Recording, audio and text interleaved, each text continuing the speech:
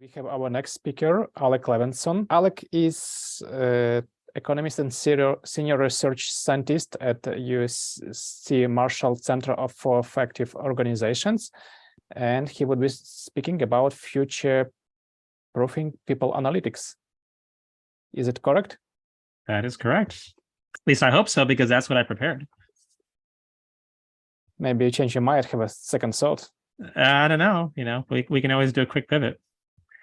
So, welcome. Thank you, everyone. Thank you for the opportunity to appear here. I'm very familiar with using Zoom sessions like this, and I've got a lot to cover. So, if you have any questions along the way, feel free to put them in the chat. And I might even pause at different points and see if people want to even just ask questions while I'm going, not just wait for the end, because I'm going to go through a lot of content. So let me just give you a little bit of a background, first of all, on kind of my group and who I am. So as Ross mentioned, I'm part of a group called the Center for Effective Organizations in the Business School at the University of Southern California. We do research and consulting with predominantly large companies. And we really sit at the intersection between what does the research have to say versus what actually goes on in organizations. And I think it's a really important point because I know that some of you heard earlier from one of my colleagues, Max Blumberg, who also takes a similar kind of approach. What we do is we kind of know what the science has to say, but we are also in there working side by side with people like you, actually helping to solve problems in organizations. And so what I'm going to talk about comes from the experiences we have and actually helping to lead that kind of work, lead that kind of action research, and actually get to deeper insights around analytics and organizational effectiveness. So this is me. Definitely encourage you all to reach out and connect. And also want to do a little bit of an advertisement for a session that we're going to have. It's a virtual workshop starting the end of January. This is our 4th time running it. And the topic is people analytics and change. What I'm going to talk to you about today actually ties directly into the workshop. So you'll kind of see that theme, and then we can kind of come back to it at the end as well. All right, so what I want to start with is a topic that, in fact, Max and I just wrote an article on. Just this week we came out with it, and it's around the current challenge for people analytics. And one of the key things that we see, the questions that we have is, given the way that people analytics is actually kind of structured and operating today, the question is, how durable is it? Okay. Do our leaders see and actually know the full value of what we're doing in people analytics? And are we protected against cutbacks when revenues fall and budgets are cut? The question that Max and I kind of ask in our session, in our article is the sky about to fall on people analytics? I think we've already seen cutbacks start to happen in a number of places. And part of our contention is that if we had done a better job of actually positioning ourselves, being able to directly address the business challenges that are there, that our business leaders, that keep our business leaders up at night, that people wouldn't be so at risk right now in terms of what's going on with their budgets and headcount and things like that. If you are not in an organization like that where things are at risk, then would love to hear about what you're doing to connect. But it certainly seems to be something that we're kind of at the beginning stages of, and is only going to get worse as the economics kind of continue to turn down. One way to think about this goes back to, this is a book that I wrote back in 2015 called Strategic Analytics. The topic is actually, it's a little bit deceptive. So you're not going to see anything in the book that's around statistics and running analyses. It's actually about making sure that you're asking the right questions so they're actually getting to the right kinds of answers around analytics. I'll do a little bit of a dive into that in the following slides, so you can get a little kind of better sense about it. But the question that I was looking at, and one that people like myself, my colleagues here at CEO, and our colleagues like Max and others, that we have been challenging, both in terms of the work we do and the work that we, when we're working with organizations like yours, is to make sure that we're actually taking a big enough step back to say, are we addressing these systematically important questions that are out there that the organization has? Not necessarily the ones that are easy to answer with the data in front of us, but the ones that are most important to ask. Okay? And in particular, for those of you who have seen before, Dave Elwork talks a lot about kind of an outward in versus an inside out approach looking to HR. And this is really talking about taking that outside in perspective, that we need to be thinking about what are the business challenges that are out there? How is it the HR function and people need to be helping to solve those business challenges? And that's where we should be focusing our attention. And in particular, and this is part of the challenge, is that if you can't show a direct business impact of what you're doing, what you're focusing on with your analytics work, it's a bit like a tree falling in the forest. And that can actually lead you to be at risk when we get to tough economic times like this. Okay. So the kinds of questions you want to be asking are, kind of what is keeping your business leaders up at night? What are the kinds of things that are holding back the business from succeeding? And I'm going to give you a couple of frameworks for how you can think about that. Okay. So the first one is, you want to think about kind of ordering things from top down in terms of what I have here. Right? Now, a lot of what we do in people analytics is actually at the very bottom. It's what I'm calling here human capital analytics. This is where we're looking at things like what's happening with jobs, what's happening with kind of motivation, engagement, all those kinds of things that are easy to analyze, typically the kinds of data that are there, whether we're looking at salespeople, call centers, whatever it might be. The problem, though, is that is putting the cart before the horse to start with that kind of framing. You really want to start with the top here, which is where is it that kind of what are the capabilities that we're talking about building for the organization to succeed? What do we need to be able to execute the strategy? And to make sure that we're actually focusing on those kinds of questions first. So if we don't have those capabilities at an organizational level, then that's the question you want to be talking about first. For those capabilities to succeed, there's a whole bunch of business processes that you have to have in place. So you start with kind of at the organizational capability level and see, how are things going there? And if you can answer the questions there, then you're done. And you may never need to go down to looking at kind of individual employee data down here under human capital analytics. Second step after doing the kind of the competitive advantage capability analysis is to then say at a business process level, kind of we look kind of end to end in terms of our business processes, where are things going well and where they aren't? And that gets a lot down to things like organizational alignment, cross-functional collaboration. Are people actually, providing the kinds of, end-to-end hands-off for the work that's taking place? Again, not the kinds of questions that are, that we see often addressed by people analytics functions, but it's really where you want to be focusing your attention before you would think about coming down and then doing what I might call kind of traditional human capital analytics. And this is all laid out in the book. To be a little more specific on this, the kinds of expertise that are needed to be able to diagnose these issues. So from the top down, talking about competitive advantage, the kinds of disciplines we need for that are things that come out of economics, finance, marketing, sometimes engineering. The objectives, the things we're looking at, are the stuff we get out of our financial returns and also strategic goals we're trying to evaluate. So the analytics that you want to be thinking about first is, how are we actually helping to understand what is driving those financial returns? What is actually enabling us to be able to meet our objectives for innovation, market share, margins, things like that? And what are the capabilities you need to be building to be able to succeed there? Okay. Drilling down, a level from there, getting down to the business processes and the human capital analytics side of things. The areas of expertise we need for that are IO psychology and organization behavior. We want to be looking at questions around, issues of productivity, motivation, and engagement. Related topics around leadership decision-making and behaviors, and also team and group dynamics.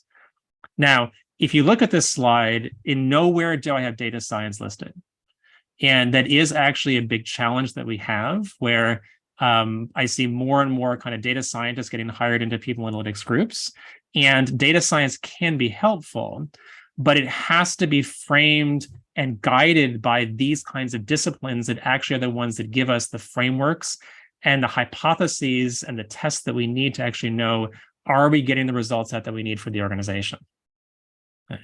So if you sitting in your role kind of don't have the kind of capabilities you need to think about doing stuff at the competitive advantage level or the business process or human capital analytics level, the way I'm defining it, meaning again, like, IO psychology, organization behavior, and then these other kind of very strategically oriented disciplines, then what can you do, either tapping other resources internally in your organization or externally, to bring that perspective in so you can be asking the right questions and doing the analysis that follows. This is a second. So when I write my books, I always like to have kind of two things I can use to summarize it. So that first kind of the descending model is the first kind of picture. This is the second one. So the whole book is kind of summarized in these two pictures. This one here lays out what are the kinds of things we need to be focusing on to be able to get to the answers we need. So when we're talking about performance for an individual in a job or a role, okay, that puts us on the left-hand side of the diagram here. And there's three things you need to be addressing to be able to do kind of a complete diagnostic and analysis of are things going well for people in that role. Two of them are ones that we typically focus on in HR and which we're kind of given permission to do, whether we're, an HR business partner or you're sitting in an analytics role. And that would be the capability. So this is like the competencies in the role. And then, of course, the attitudes and motivation, engagement, things like that. But what we often ignore is the job design. Yet the job design is one of the most important things that drives performance in a role. And if you only look at things like competencies or capability and attitudes and motivation without also considering job design, it's kind of like going into battle with one arm tied behind your back, right? So we can't really talk about, are we getting the kinds of results out that we want at the individual level unless we're addressing all three of those things at the same time. And then when we talk about, ultimately, because this is about, are we getting the business performance out that we need? Well, business performance is on the right-hand side here. Okay? And we have similar analogs there. You have to have, are things working well at the organizational level, at the business unit level? And that gets down to things like culture and the capabilities we have at that level, and also how the work is designed. In between this all is all of the teams and the groups where people actually come together to do the work. And there's similar kinds of issues to address there around how is the work designed at that team level? Are we actually getting the capabilities we need at the team level? And how is it that people are working together effectively or not in terms of their engagement, commitment to make sure the team is successful? A complete diagnostic that actually tells you, are we getting out the results we need for the organization, is going to have to consider all three of these levels at the same time, and essentially all three of the buckets at each of the levels. So we're talking about kind of 9 different things. Now, we don't have time to go through it here. I get lots of discussions in the book, and happy to engage with people outside of this. I also have a lot of blogs that I've written over the years on LinkedIn you can look up that kind of go into a bunch of these details. But there are, depending on the kind of question you're looking at, you don't necessarily have to do a full system diagnostic to go through kind of, all 3 levels here. But you almost always need to be taking a step back from where you are. So if somebody says, hey, we've got a problem with a bunch of people in a call center, you can start with the people in that role, but then you want to be asking, how does it then fit? How does their work then fit into a bigger picture of, what's going on within that business unit, within the other roles they have to work with? And ultimately, you need to have that more kind of team or group-based view to be able to answer the right questions for the people in that call center. Okay. So that's kind of a broad overview, kind of the big picture questions, things that I brought up in that book. I wanted to start with that in terms of the framing for our session here, because, if you saw kind of the advertisement for this session, we're talking about kind of future-proofing our people analytics kind of work that we do. There are essentially 3 different kinds of roles, 3 different kind of power centers that we have within HR in our organizations, where if we think of people analytics being one of them, there are 2 others we need to really think about in terms of how we integrate the work, but also the kinds of expertise that each bring to the table. Okay. And those 3 different kind of capability centers are organization development, people analytics, and the HR business partners. Okay. Now, all I've done here is kind of lay out and say, kind of the way that a lot of the work exists right now. I mean, if you're in a large enough organization, you should have something like an OD group or, kind of center of expertise. People kind of focus on these kinds of questions. It seems like everybody has HR business partners. I mean, that model that was developed by Dave Ulrich 20 years ago is pretty much kind of the way that we all operate. And in an ideal world, the HR business partners would actually drive a lot of the work that happens within OD and people analytics. Yet when in practice, there oftentimes tends to be a bit more of kind of the ball being passed around amongst the 2 or 3 different groups, again, depending on what you actually have in your organization. And it leads to lack of alignment and not enough coordinated work amongst the different groups. And that's what I want to spend kind of the rest of my time talking about, and how we can get to better integration there. So when we talk about kind of each group's area of expertise, what I'm going to lay out here is kind of the ideal in terms of what we're supposed to be, what's supposed to be represented by the different groups. So in org development, we have strategy, organization design, operating models, and change. That's the areas of expertise that people in org development are supposed to represent. Within people analytics, we're talking about taking data-based, usually quantitative diagnostics, testing relationships amongst things. In the work that I do with organizations, in my book, in the work with colleagues like Max, we spend a lot of our time talking about how if you're going to really succeed in analytics, you need to actually do much more than just the quantitative side. You also do the qualitative side. And I'm going to make that argument here by talking in particular about what have we learned by doing qualitative work in both org development and also amongst the HRBPs, and why you need to think about that as being stuff that you need to not just understand, but be able to really own and run with if you're sitting in an analytics role yourself. So the third group in the conversation here are the HR business partners, and what they're supposed to, what they're going to own when they do it well is the business context, kind of understanding the competitive landscape of kind of how things are going on a day-to-day basis, how things are actually operating, and also the ins and outs of the key players in the business they have to work with, meaning the people they serve directly and the other stakeholders.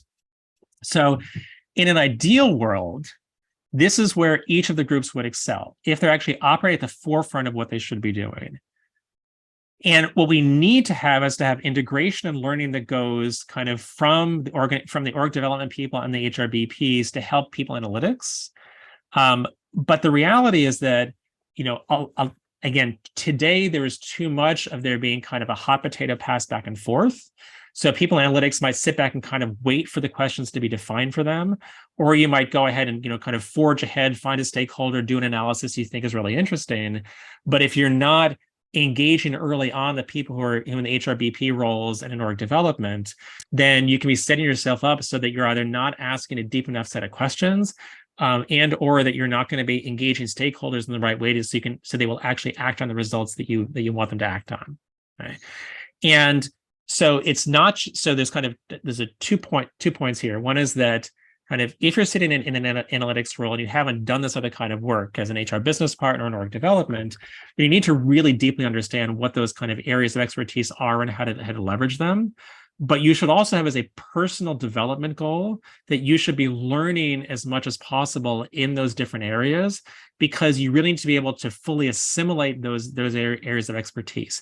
Even if you're not going to lead there, you need to know enough so you can actually understand how to incorporate that into the work you're doing and actually hold your partners accountable so they will be able to bring that expertise to the table so you can be effective as a team working with them. Let me pause for a second. Again, feel free to kind of put any questions in the chat. If anybody has any questions so far, you can feel free to take yourself off mute and I can talk for a minute or two about this.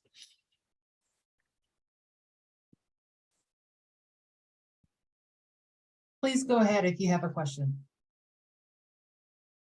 See, Brian, it looks like you took yourself off mute. Did you have a question?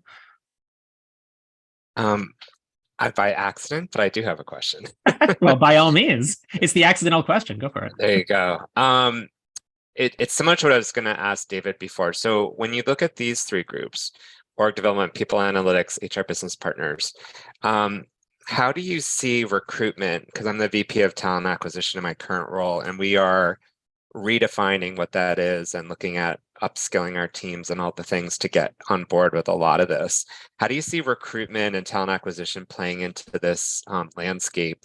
Are we a user of the data, or are we someone that should be helping to drive it? This is the part where I'm struggling a bit with how we play in this field. Yeah. So I was told that my audience here is going to be people in people analytics. So but in fact, the workshop that we've developed, and it's really funny, I'm actually giving a different webinar version of this on Tuesday that we're running through my group. I'm not saying you need to come listen to that as well, but in that one, I'm taking the more balanced view of kind of trying to hold each of these groups' feet to the fire. And this in this presentation here, I'm prepared to hold the people analytics, people's feet to the fire. But since you asked, I'll hold yours to the fire as well. So I think, and recruitment, I think is a great example because it's very tactical. There's very clear objectives in terms of what you're supposed to be accomplishing. So one way to look at your job is that you're just supposed to fill roles. Okay. And if you fill the roles and you do them on time with the right quality, then you're done. But the challenge is you actually should, in recruitment, you should be thinking of yourself as an HR business partner. So even though your role is not defined the same way as an HRBP, you are, I mean, if you are successful in what you're doing, then you're going to be bringing people in who are going to be able to hit the ground running and be able to satisfy the needs of the business with as little learning kind of lead time as possible. But that is often never the case, right? We're never that successful. So, and you could have different kinds of challenges in terms of the kinds of, what kind of talent is out there, how long can it get people to come on board, what kinds of, kind of time to, kind of full productivity would they have once they're in the job. You need to be thinking in terms of that broader perspective of what does it really mean to bring these people in? What do they have to be learning? Are the roles you're stepping into, are they actually being set up for success? If not, how do we actually make sure they're going to be better set up for success? And if we have challenges finding the kind of these wonderful unicorns that somebody might have defined for a role, we can't find enough of them out there, then part of your role should be going in there and actually looking at essentially the design of that job and working with the other people in HR and the business to say, what should we actually be doing here about how the work is designed and optimized so that we can actually bring in the right people? Perfect. Thank you so much. And thank you for that question. I mean, it actually feeds very nicely kind of into the next kind of set of, content I want to talk about. So there's this idea that we have that, there is this kind of tension between analytics and OD.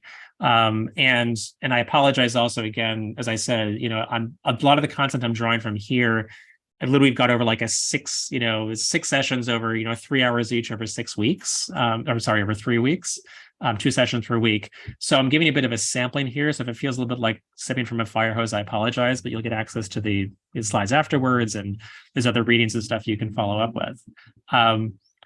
This question about kind of analytics versus OD is often treated like a left brain, right brain, like, well, you're either one or the other. And if we had time, I could go through and like, if I asked each of you to identify, each of you would probably say, yeah, you kind of feel like you're one or the other, but not both. Okay. But the reality, and it does feel like they're very different. Okay. But the reality is that if you put them together, and I don't know if I remember to put an actual link in the slide here, but I'll if I didn't, I'll add it before we distribute the slides. There's a blog that I wrote a number of years ago called essentially Are Analytics and OD Twins Separated at Birth? That then became an actual entire chapter in one of the recent volumes of Research and Organizational Change and Development that I co-wrote with Maura Stevens and Alexis Fink. This work came out of conversations that Alexis and I had a number of years ago, where we were talking about this whole thing about kind of analytics versus OD, and her response was, well, they're one and the same. And I said, well, Alexis, for someone like you might be one and the same, but for kind of us mortals, they're not necessarily. And that led to a really rich conversation around kind of, she laid out kind of what does she view as kind of the ideal steps that one should even do an analytics project. And it's much more comprehensive and much more focused around change and stakeholder engagement. And I think most people analytics, professionals view it as kind of as the domain of people analytics. What I have here is something we developed kind of, in the blog and then also in that chapter, which is to say, if you take kind of a thorough look at kind of an ideal analytics process, an ideal organization development process, and really view them as two halves of a whole, then what you end up with in terms of an end-to-end process would be one where you start with org diagnosis, you then do an analysis, you take action, you evaluation afterwards. And those principles are the same whether or not you think of yourself as running a people analytics process, or if you're running kind of an org development and change process, because you really need to be doing these same kinds of steps regardless of which one you're doing. And if in the work you're doing right now, you don't feel like you're doing all of this, then that's the actual developmental objective that I have for you. That's the challenge that I have for you. And that's partly about learning how to do this on your own, but then also how do you partner with other people, who are in HRBP roles, who are in OD roles, to be able to do it jointly together. What this looks like in terms of kind of what are you doing now versus what you should be doing in the future? We don't have time to kind of read through all of these, but just give an example.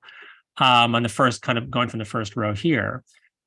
Typical way that we might approach things in people analytics right now is to say, well, can I show a business impact, through my analysis? Will the stakeholders be happy with the demonstrated ROI?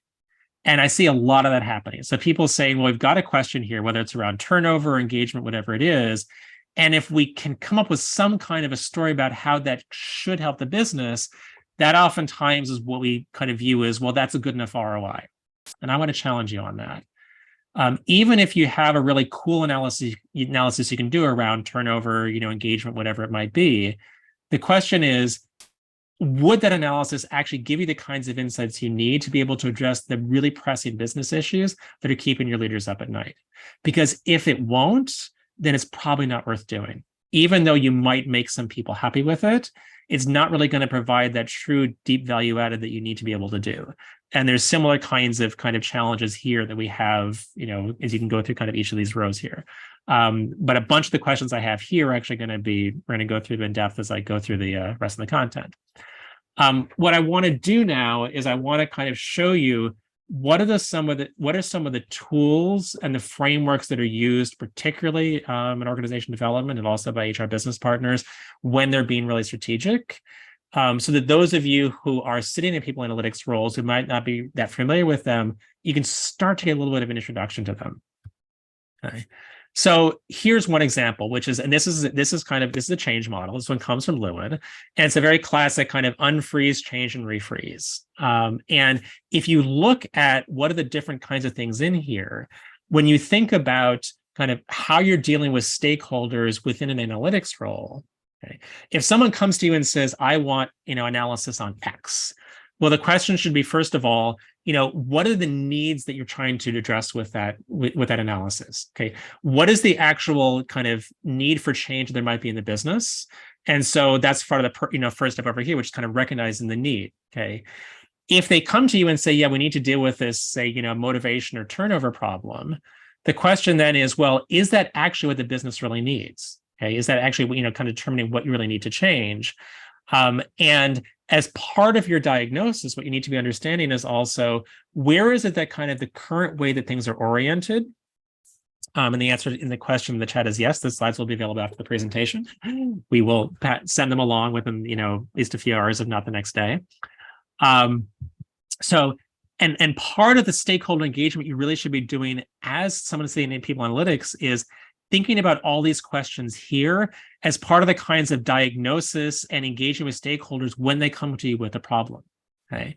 When you go and do your diagnosis, you want to be doing any diagnosis, any analysis with the change in mind of how is the information actually going to be used when you're done with the analysis? Because if you don't do that, then it's actually not going to be received well by the business. And then you also want to be thinking about, what is it going to look like after the change takes place? And that's the refreeze part of it. So in kind of getting back to the conversation that Alexis, Fink and I were having a few years ago on this is a very classic kind of organization development and change model. But I can take pretty much anything we do in people analytics and reframe what we do or should be doing with this kind of a change model in mind. Another example here, and this is just kind of a different way of thinking about how you think about change. Part of what I like about this is that this under the D section here, it talks specifically about anticipating resistance and including kind of where is the resistance going to come about. So we talk a lot about storytelling in analytics, and the question of how you actually get people to understand what you're trying to communicate, what kind of story you should be telling. Well, you want to be telling a story that's going to be addressing the skeptics, that's going to be helping people who might not want to be changing the way organization needs. Your analysis, the data you bring to the table, the stories you tell with it, needs to be able to address that resistance. And you might, if we were sitting around having a drink right now, at the bar, you might say, well, but I don't really know where that resistance is. And so that actually needs to be part of the process that you go through before you actually do your analysis, is to understand what's the landscape of the stakeholders that are out there, how receptive they're going to be to any analysis that you might do. And that's the potential resistance. But it's not just resistance to your analysis, it's resistance to the actual change that your analysis should help to inform. Okay. So, as I said, we could literally spend probably like 20 minutes going through either, this slide or this one, talking about how you'd adapt any particular kind of people analytics process to this. But these are just two examples of how you actually might kind of bring that organization development, into what you're doing within analytics. This is another one. And by the way, I have to give full credit to all three of these slides to my colleague, Maura Stevenson, who co-teaches that, she both co-wrote the article with me, but also she co-teaches the workshop that we have.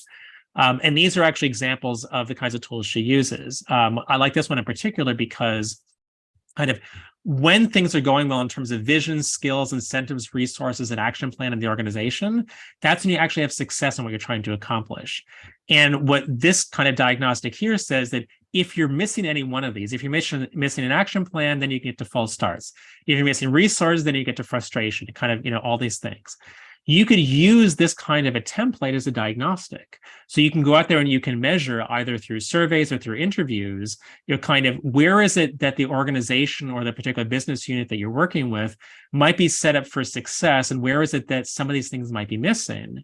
So you can use this kind of an approach as a diagnostic coming at people analytics to actually understand how are things going at that business unit level or that organizational level, so you can be addressing these bigger picture questions. And this is just a kind of another, kind of example of, this is this is just another kind of take you to the next step of, kind of what does it look like once we're doing this. And in particular, what we have in the middle here is these incentives. Another way of calling that is what's in it for me. And that's a key thing that if you're not addressing kind of what is in a change for the people who are, in all the different parts of the organization that are going to be impacted by a change, if your analysis doesn't address that, then you're going to be falling short of the kinds of insights that people need to be able to actually make change happen. Okay.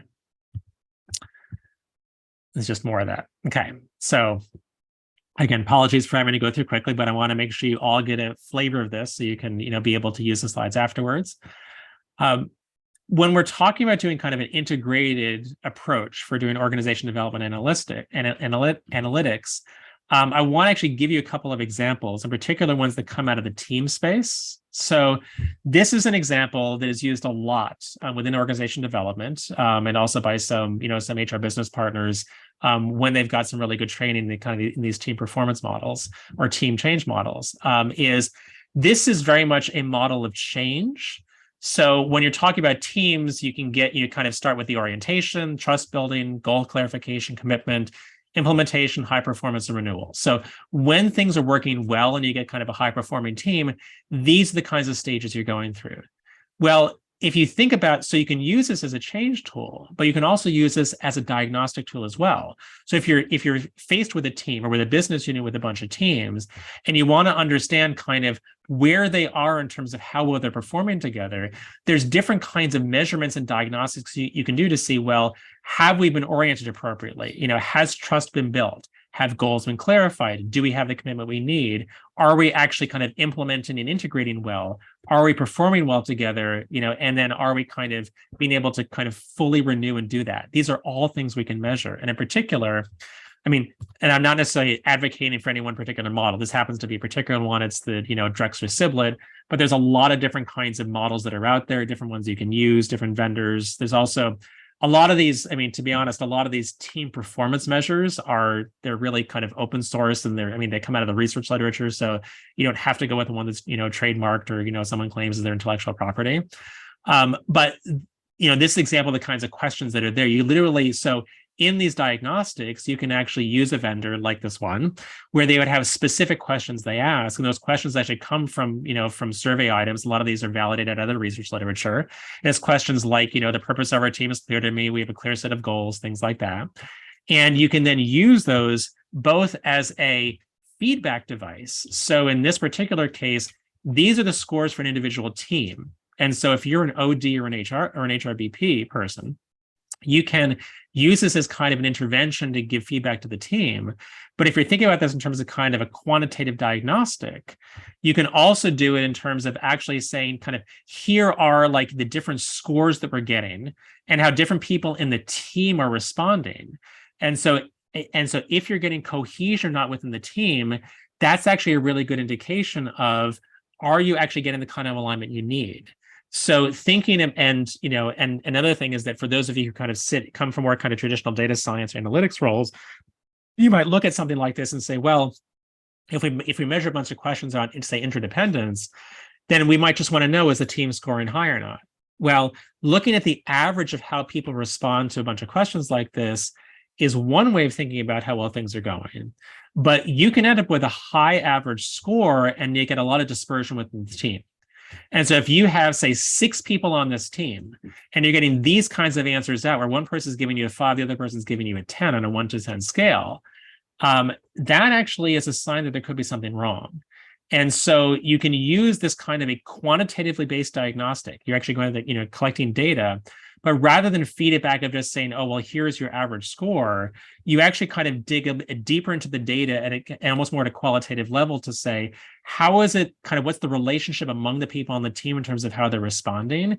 And you can use that then as a feedback and intervention device with the team so they can then get to better performance and alignment amongst that team. Jeff, did you have a question? I see you turned your camera on. I'll pause here, and whether Jeff or anybody else has any questions. I kind of gave you a bunch of examples here. Any kind of questions or comments about these?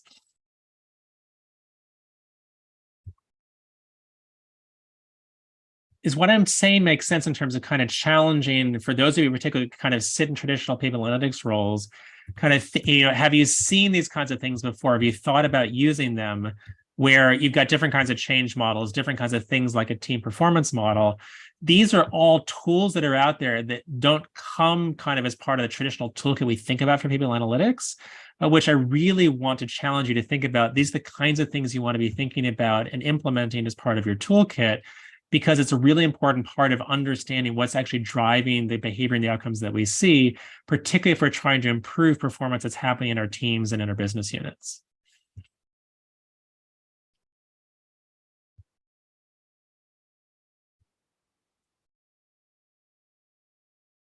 Questions, comments, thoughts? Feel free to take yourself off mute if you have any.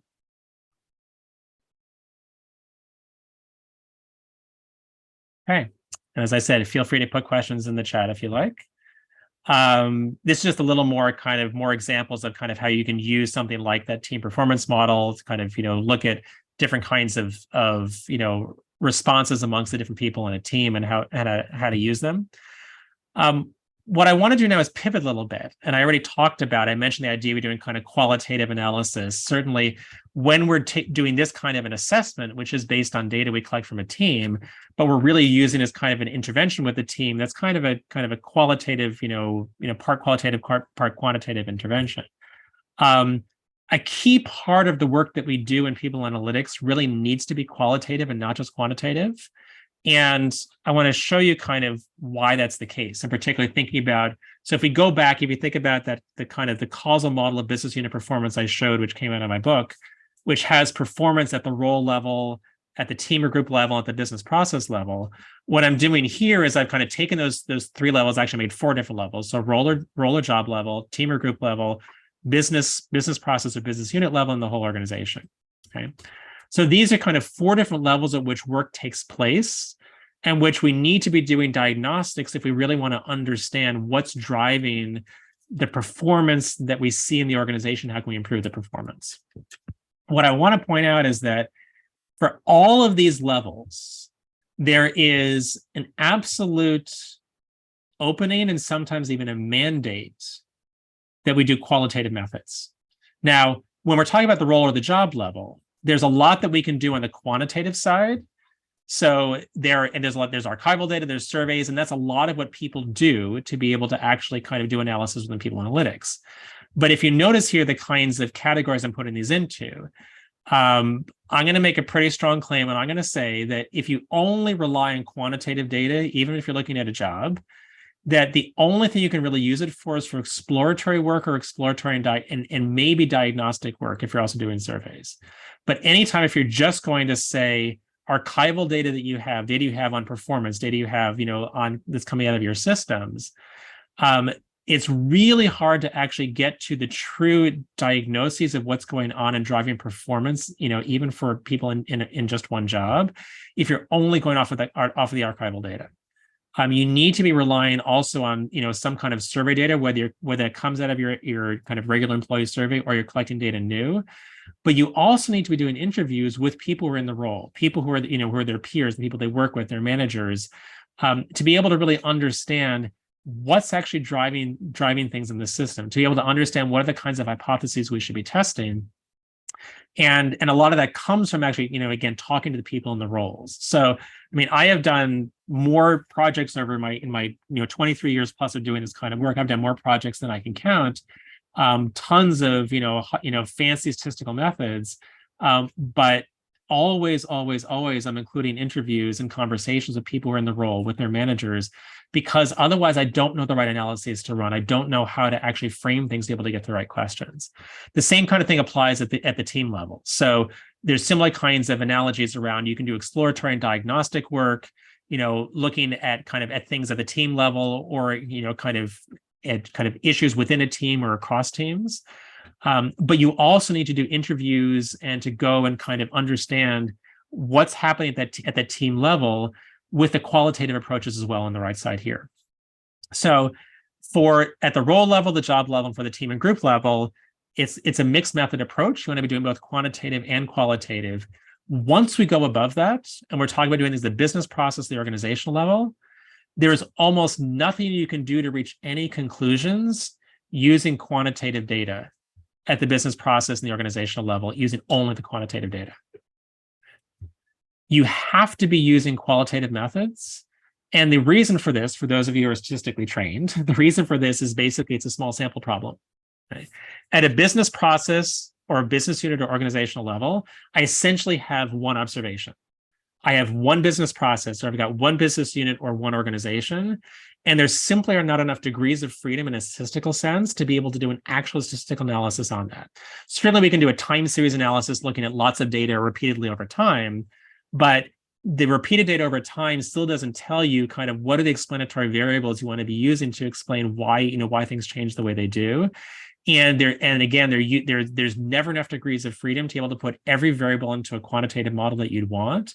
So you have to actually use qualitative methods to be able to kind of construct what is the actual work system look like that we're talking about here. Where is it that we have alignment amongst senior leaders? Where is it that people are actually working across purposes?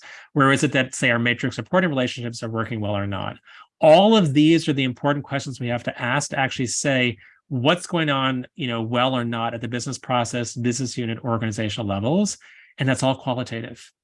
And by the way, that's the exact same thing that strategy consultants do. So when McKinsey, Bain, BCG come in and they charge, 7 or 8 figures to be able to come in and, maybe 6 or 7 figures, to do, really kind of, what they view as kind of important, 7 or 8 figures, I said it right. Yeah, millions or tens of millions of dollars. To give this really high level strategic work to your business leaders. All they're doing is fancy qualitative work. I mean, they're really just talking to a bunch of people. They may bring a bunch of data to the table, but that data would be benchmark data. It's going to be data on your operational performance, but they're not putting that into any kind of statistical model. They're actually doing essentially case study and building logic models of how things are working in the organization. So I'm just saying that's, you should be using those same kinds of tools yourself. And it's the exact same kinds of things that I do as well. I mean, my background's in economics. I have a PhD in economics. I can do all kinds of fancy econometrics and statistical models. And yet when I'm doing my work on what's happening at the operating model level, at the organization design level, it's all stuff on the right-hand side here. It's never stuff on the left-hand side, at least when we're talking about kind of the business level outcomes and business unit level outcomes. So to make all this work, you really need to have the right mix of qualitative and quantitative data and information. And that means deploying the best capabilities of what we have from people analytics, organization development, and the HRBPs. Which comes back to, kind of what those areas of expertise that I was talking about earlier, which I can put back up again. I did actually manage to make it through all the slides much quicker than I thought I would. I think you probably all just sitting there kind of thinking quite a bit. So I'll, again, put another plug in for the workshop. But let me ask, so maybe now I'll go back and let me put back up the slide about the different areas of expertise. So if you think about the work that you're doing, and kind of wherever you are here, kind of how good is your group and how good are the partners that you work with in your organization on these different things? And I say this a little bit as a setup question because worked with a lot of people in HR, a lot of different organizations, different parts of HR, and it's still the case today with all the advances that have been made that a lot of people that are in HR are not necessarily as strategically focused as we'd like to be. They're not necessarily as, kind of as sharp in terms of their ability to really frame these questions, make direct ties back to the business. So one of the questions I have for you is kind of, do you have partners that you see that you can work with? Kind of whichever one of these three groups that you see yourself in, do you have the partners that you see that kind of can represent these other capabilities so you can actually do the more kind of comprehensive work that I've challenged you about here? And, if not, where would you go to get kind of to tap into that so you could actually do this kind of work? And also, by the way, I'm happy to open this up. If you want to ask kind of questions on, related things that are on your mind, I'm happy to have a much broader kind of conversation as well in the last few minutes that we have here. So feel free to put questions in the chat or take yourself off mute.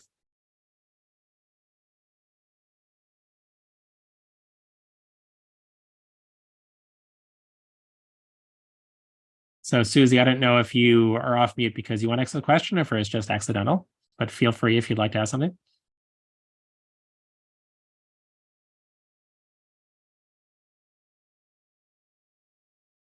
I actually have a question if no one else does.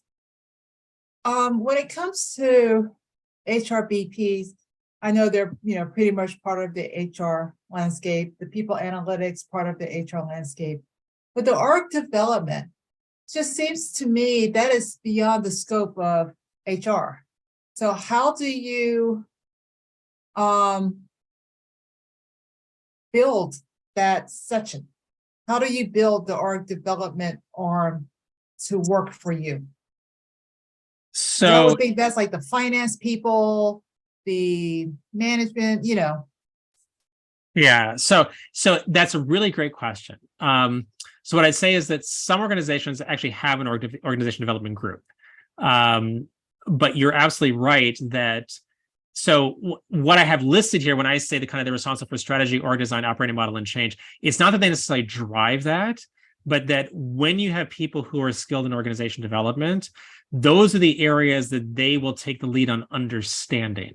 So they will view it as their responsibility to actually work with the people who set the strategy, the senior leaders, and they're the ones who are often going in and providing that direct support for people doing transformation, so they might sit in a project management office. So if you don't have a formal organization development group, it could be a transformation office. It could be, people are sitting as part of the strategy function. But you're right, this is to do this kind of work well. So like if I'm sitting in a people analytics role or as an HRBP, the people who represent this, who actually speak to it, are the ones that we need to be working with closely to make sure that we're actually understanding what are the kinds of challenges that they're addressing, that they're wrestling with, so we can make sure that the work that we do actually meets those needs.